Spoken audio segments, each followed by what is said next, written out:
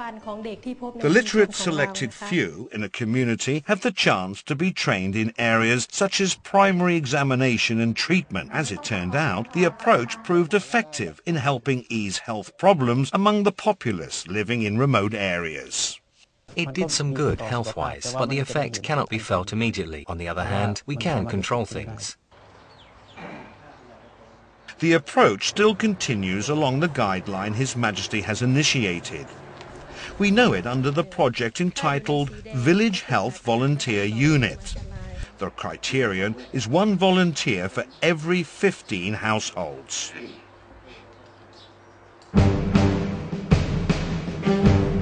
In the beginning, we needed iron lungs. Just imagine, the things had to be imported. We did not know how to invent one. As it was an emergency case, His Majesty graciously allotted an amount from his personal fund for the purchase of such iron lungs or other respiratory equipment of the kind to be primarily installed at Silirat Hospital. It was hydrotherapy.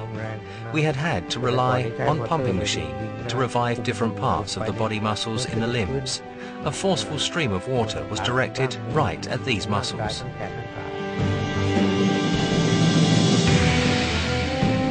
The project required quite a large budget allocation. On His Majesty's initiative, the programmes broadcast on his own radio broadcasting station at Ampon Villa were interrupted at intervals by announcements appealing for public donations for the Polio Relief Fund, set up for the treatment and acquisition of medical equipment. His Majesty also allotted additional funding for the Wajira Longon Hydrotherapy Centre. Leprosy was spreading among people in marketplaces and such. There was an instance of a beautiful schoolgirl in Konkan province. In her final year in high school, the finger joints started to fall off one by one because leprosy was acting up. In the end, only the stump of her hands and feet remained.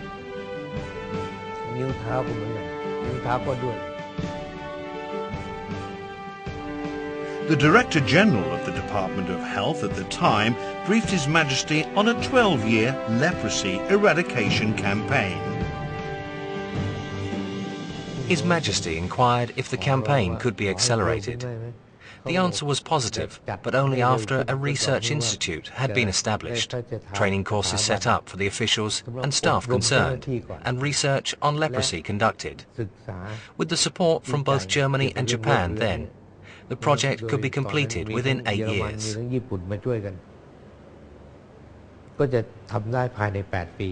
His Majesty immediately granted funding from his personal purse to speed up the campaign. That was Rajprachar Samasai Research Institute. The name given by His Majesty came into being.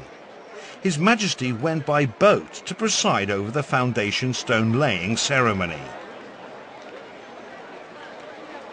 The location was inaccessible by road at the time. There was mention of the name Wat Klang Suan out there in Prapadang. Even the monks shivered when the disease was mentioned. They would not allow leprosy doctors to enter the temple ground. 2 years passed. The construction of Rajprachar Samasai Research Institute was completed. Again, His Majesty declared that he intended to preside over the building inauguration in person. The monks had a positive rethink. They recalled that the king had come by boat which moored at the Chowpria river bank and walked there to lay the foundation stone and then back again to the boat. Now that the institute was ready for the inauguration by His Majesty, the monks joined efforts to build a road and invited His Majesty to use it as well as to graciously inaugurate it.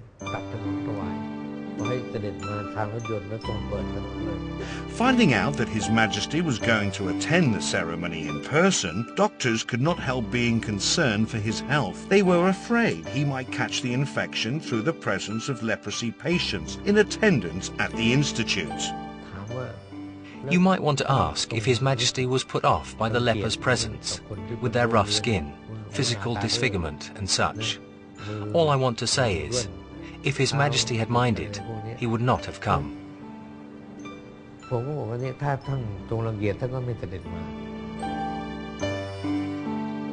His Majesty's venture that day not only served as a good example for the general public in that it directed people's attention to the attitude people should have towards lepers. It has also illustrated His Majesty's support for physical therapy and plastic surgery after the patients had been completely cured. On that same occasion, His Majesty learned that the children he saw running about were children of leprosy patients. Astonished, His Majesty asked, "Don't they go to school?" The answer was no. No school would accept them. These children had been rejected. Asked about the possibility of setting up a school for them, they told me it was not in their area of concern to set up a school for lepers' children. The matter should be handled by the Ministry of Public Health. Needless to say, it was an instance of endlessly shifting responsibility onto others. His Majesty graciously granted 1 million baht from his own personal fund for the establishment of the school through Tanpiying Dusadi Mala Malakun.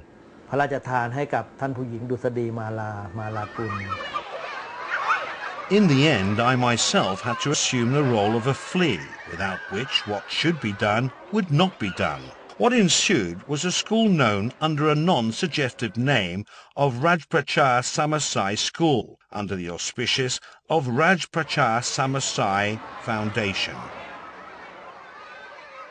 His Majesty was later recognized by the World Health Organization, WHO, for having enabled Thailand to effectively and successfully put leprosy under control.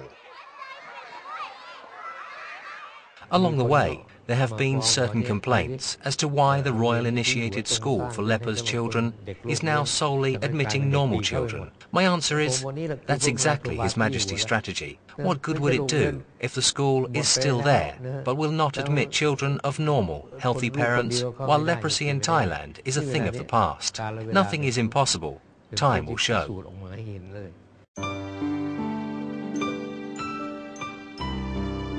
Her Majesty the Queen once wrote that originally His Majesty had consented to ascend the throne on an interim basis only, to make sure that the funeral rites for the late King Ananda Mahadon were carried out with due pomp and circumstance. But as it happened, it was the people's love and loyalty that had restrained His Majesty from leaving.